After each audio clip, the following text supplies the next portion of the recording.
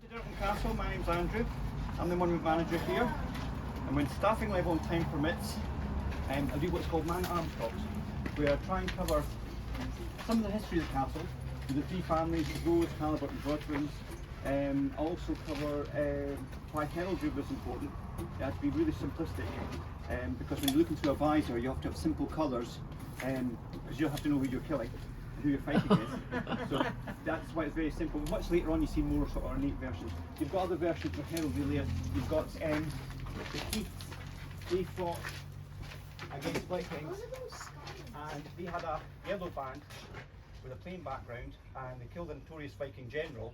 And what the Scots king did was he put the hand in the wound of the Viking general and then wiped the bloody marks on the heraldry. So that's how it was added to it. It was actually the blood of the Vikings.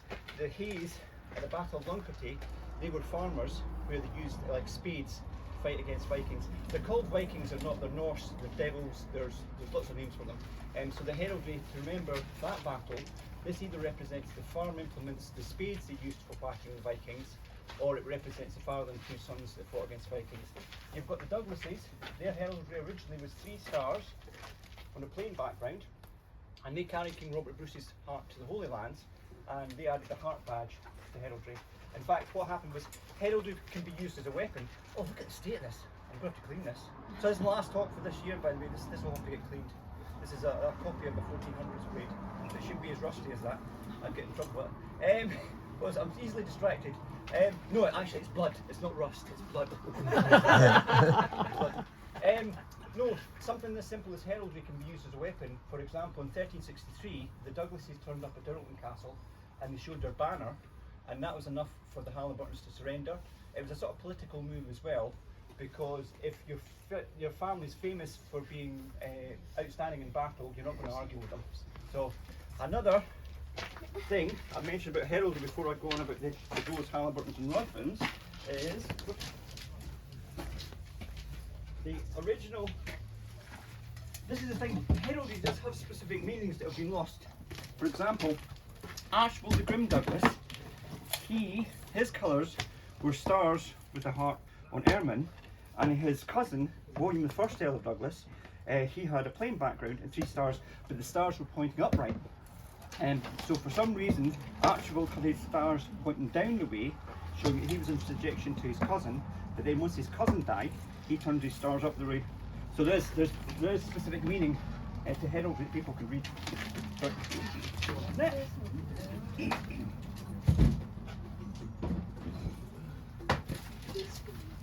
Oh, I keep on telling people this one, it drives me mad.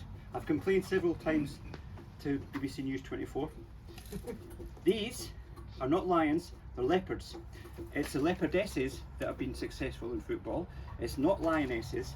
When the face is facing forward, it's a leopard. When the face is pointing sideways, it's a lion.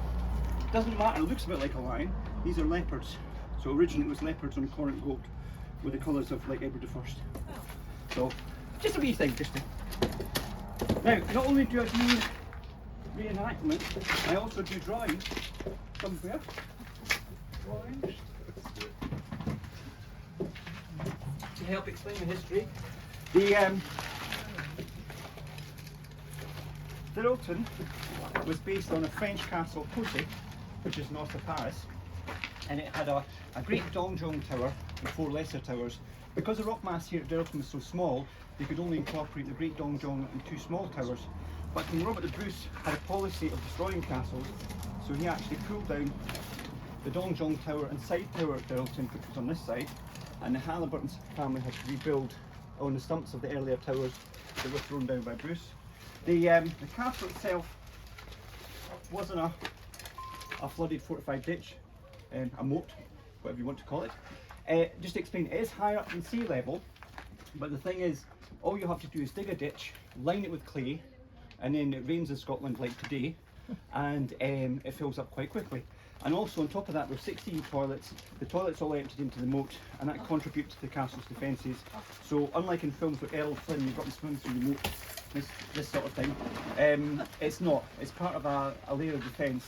is that you find a lot of sieges ending through dysentery and diarrhoea, where people became very ill rather than being shot with a crossbow bolt.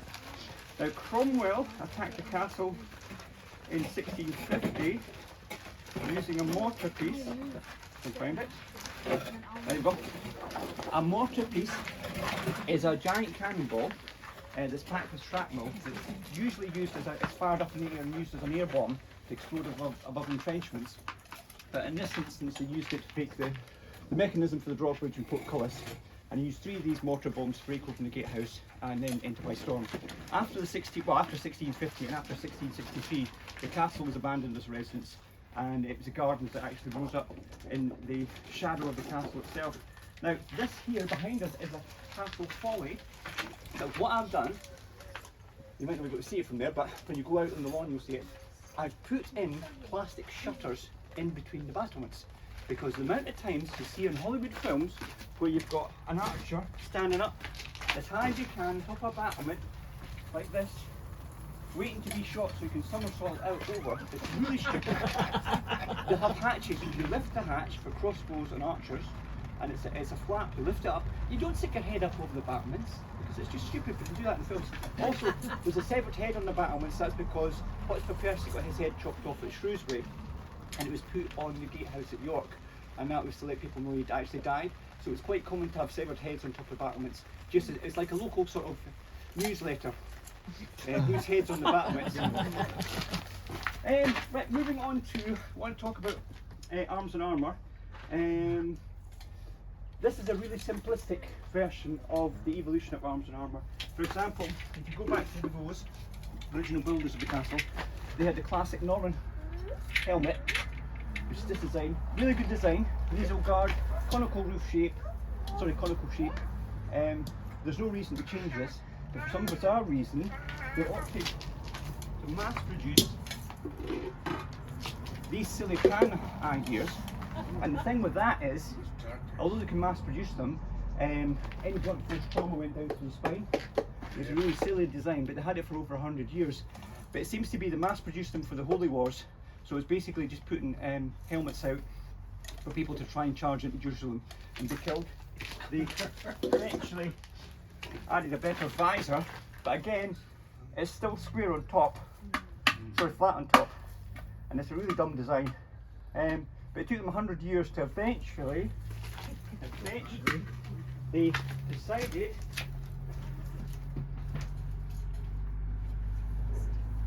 to take the whole conical shape and the flat helm idea, decided to combine these two designs, and came up with a sugarloaf helm. So this design, which is very good. Big wide eyes, breathing breaths. The only problem is you have to lift the helmet up and down to see what's going on. This is a sugarloaf helm from about 1300, and eventually evolves into, there's many more helmets. I've picked hog-nosed bassinets or bassinet, pig face, hoonskull. These are all modern names. Basically conical shaped helmets like this with a snout. I've chosen these as an example to show you how they evolved.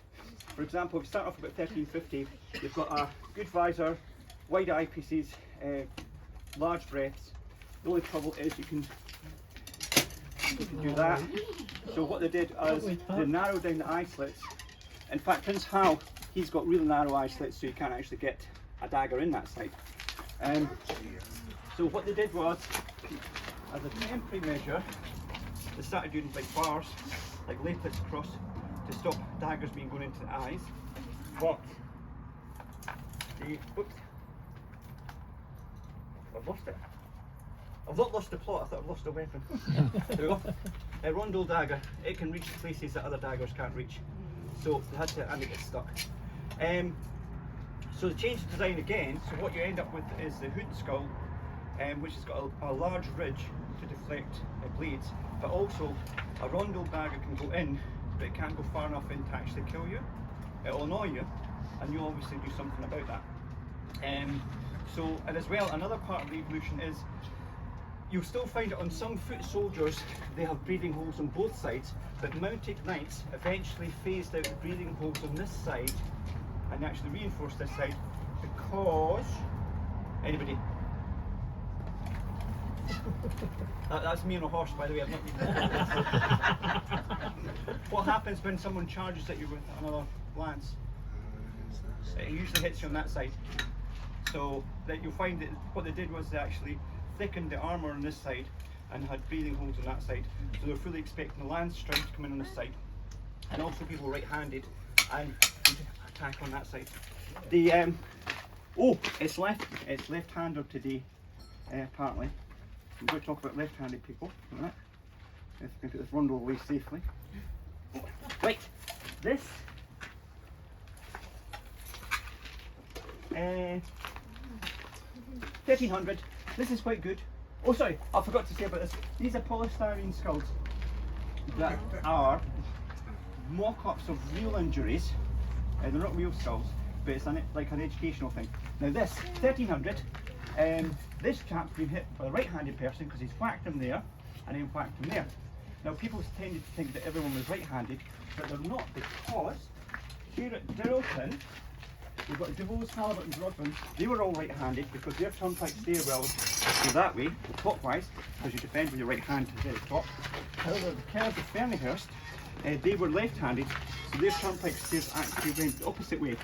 So you find like Assessford and Fernihurst, the turnpike stairs actually go the opposite way. So that's why it's the ability to actually use the left hand is quite good in combat, because normally I should explain that Vikings, again, they're not called Vikings, they're called devils, but later on Victorians called them Vikings. Vikings had the ability to actually switch from your right hand to your left hand, which is an advantage, because normally you attack on that side, but if you can switch to the opposite side, it gives you an advantage where you can actually attack someone. So it's actually a good thing to be able to switch from right hand to left hand. Right. He's not looking too steady on his pins. I want to talk about some miscellaneous injuries. Right. This one here.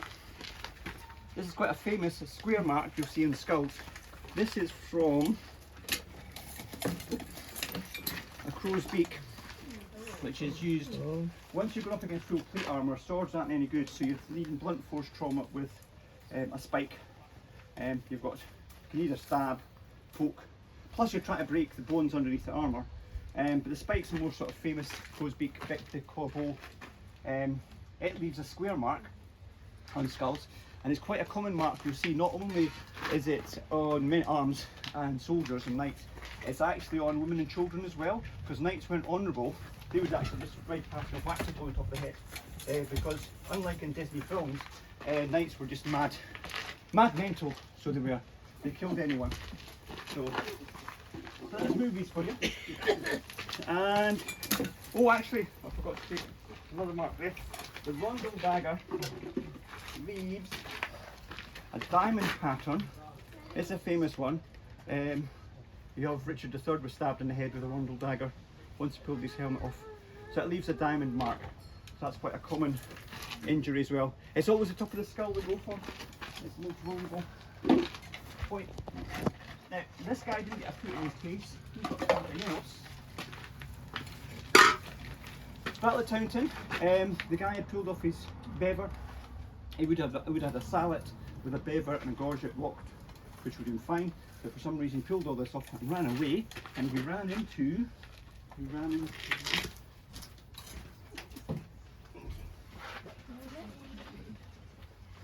a pole arm, which is your plate arm. And so you lost your teeth. So it's really important that you keep your sallet locked and your visor down, or else you could lose your teeth.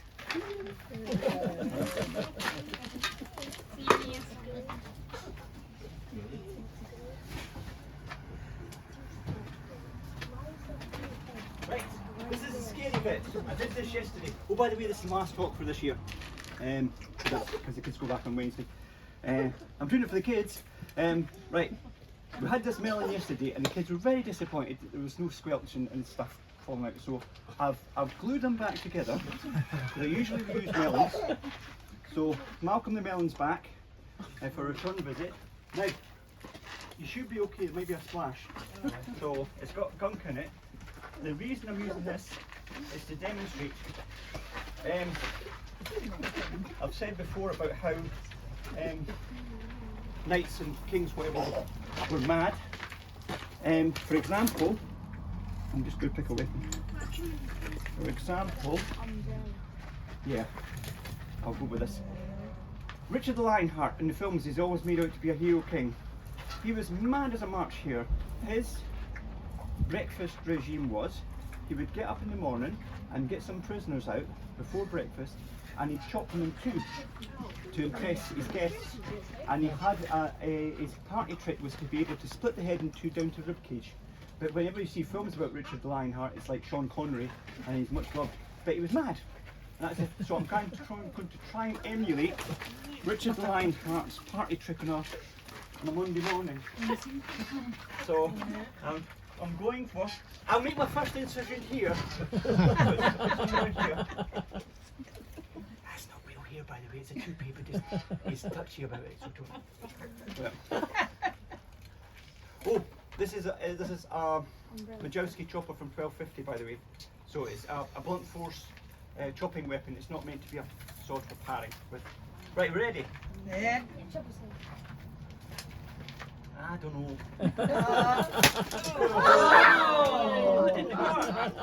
Oh! Bye bye head. Damn again. I'll try again. These two peas come off. Ready?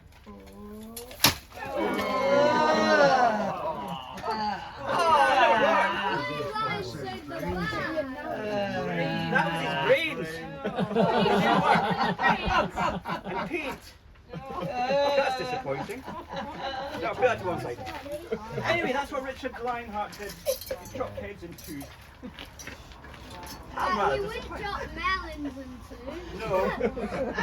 Maybe practice the That's disappointing. I spent ages. I used candle wax and everything. I was convinced it would actually chop up really nicely. Right. Now, I was going to mention. Talk about heads getting smashed. What is that? Right, peasants, unlike in Hollywood films where the peasants run about naked and have no armour and fight against knights, peasants, rope hat, 1250, does the job. Right, that's a, that's a, that is a real mace.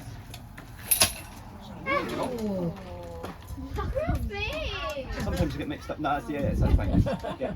So this actually works. So you wouldn't think something as simple as rope actually stitched together. So peasants had to improvise. They had rope hats. They also had flails for whacking grain. But they added spikes for effect. That didn't really work. So that would be enough to trip people up. Also scythes were used. But what they had was war wagons where they had the scythes turned outside, out the way, and they would actually hang over the side of the war wagon. And you could use that to hack against knights and men at arms. You've got, oh yeah, sorry, they had used early hagbutts, which is an early handgun. The idea is you'd light the weapon, turn away sideways, and it would flame up, and it would use it like a sort of medieval shotgun type idea. So that's an early sort of handgun from 1400. It was improvised. The most basic one they had, and I might be getting technical here, but it's a stick and chain, and it does what it does. For some reason, it was really popular with the peasants, and it also made a reoccurrence in 1965 in West End of Glasgow. That was very popular. It was improvised weapon. I did that joke when I had a bus party from through the west, and there was a growl, but I was a little bit. I was concerned for my safety. Right, this the cinquedea. That was used to chop someone. Someone at town can run away very fast, and it's a blow to the back of the head. He didn't lose any teeth, but he lost the back of his skull. So again, it's important to keep a helmet on and visor locked down. You don't want that. That'll give you a nasty nick. Another thing about peasants is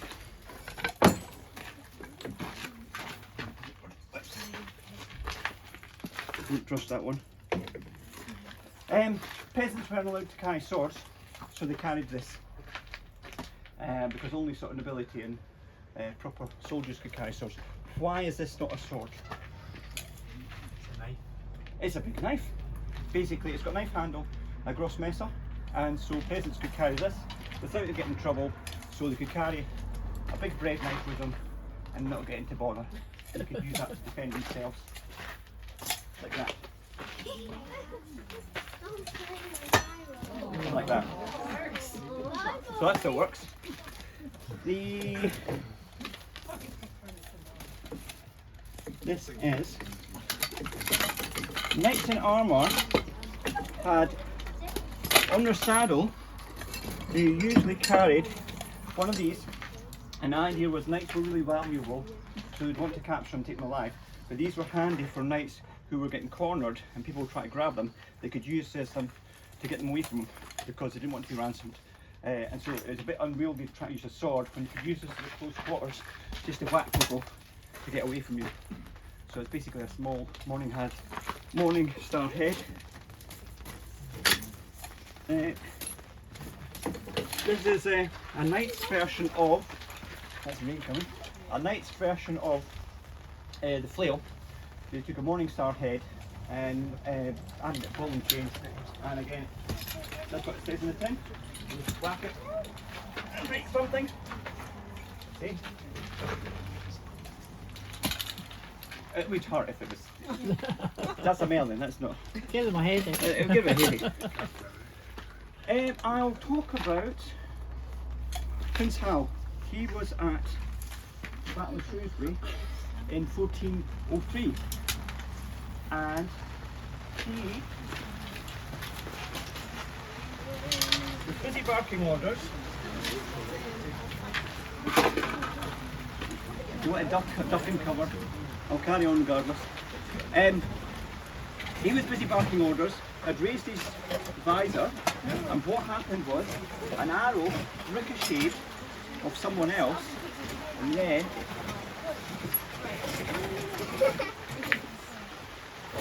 went in his face.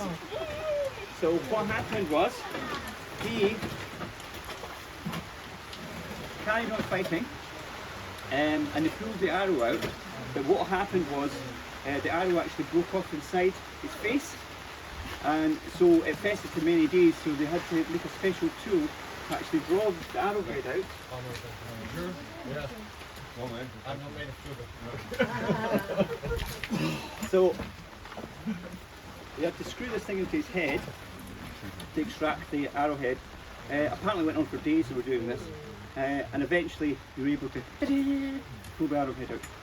And that's Prince Hal. He became a popular king because Prince Hal, unlike his dad at the Battle of Shrewsbury when he was fighting for his dad actually had fake King Henrys.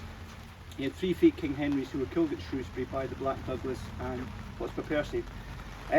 Whereas Prince Hal, when he became Henry V, he didn't have any decoy kings.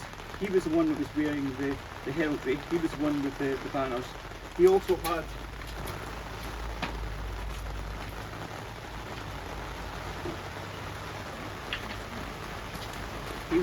wearing a crown, and a fleur de lis, and that was to make, he was actually making himself a target.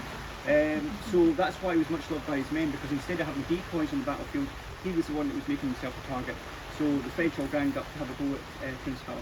King Henry V. So that's why he's quite famous in history. So, you know, at this point, I usually do water balloons at the kids. There's no point. Can you shoot that guy with the arrow? I can do that, yeah.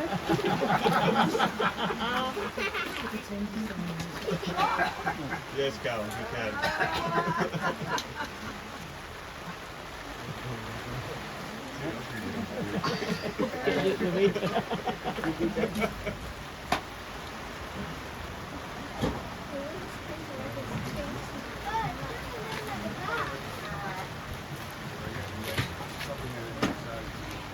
Right, these are the arrows that you have in films. So that's a copy of a real arrow, just to show that that's the kind of arrowhead that was in Prince Hal's face. So this is like modern arrows. This is a simple 20-pound pro bow. Just to explain, it's just for reenactment. It's not for proper combat. Because a real long bow should be anything from 160 to 180 pound pro draw weight. So this is 20 pounds of pressure. That's easy. Unlike in the films when you have, in the films you have knock, hold. You can't do that with a real arrow, like in Lord of the Rings where they've got the sand, because the force of the bow is such that you have to draw it back quickly and let it go.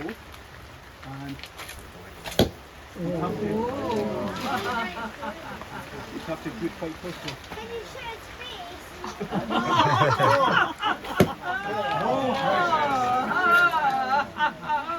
It's a wind.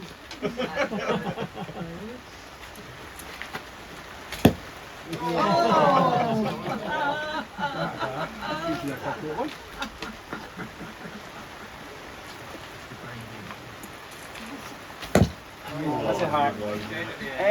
Now there's a story in QI with Stephen Fry. They had what it was this idea that the two-fingered gesture.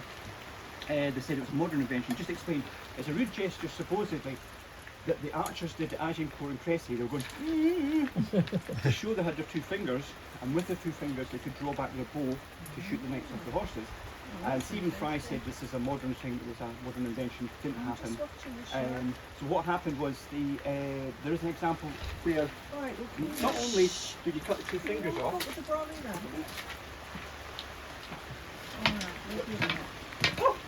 not only did the Black Douglas cut two fingers off,